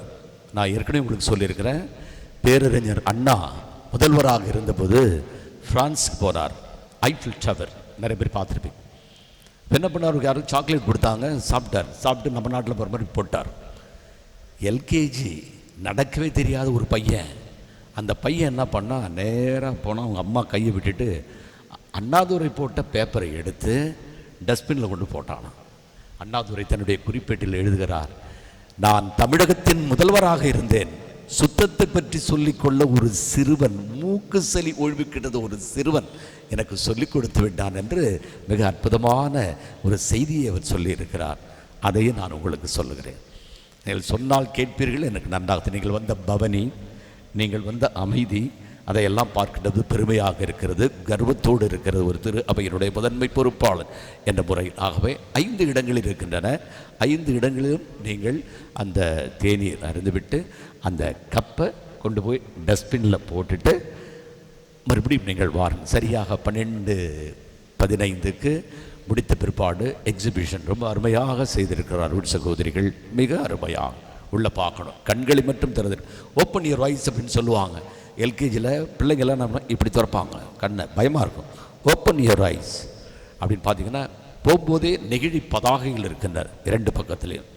நிறைய செய்திகள் இருக்குது. சும்மா ஒரு தடவை உள்ளே போய் பார்த்துட்டு இந்த சாமியாருங்க எவ்வளோ கஷ்டப்பட்டாங்க, எவ்வளோ வேதனைப்பட்டாங்க, உங்களை என்னையும் கிறிஸ்தவனாக்க வேண்டும் என்பதை பார்க்க அமைதியாக எழுந்து நீங்கள் தேநீர் அறிந்துவிட்டு மறுபடியும் எவ்வளவு சீக்கிரம் வர வேண்டுமோ அவ்வளவு சீக்கிரம் வர வேண்டும். காலம் சரியாக இருக்குது. Perfect timing we are following. Go ahead. Thank you.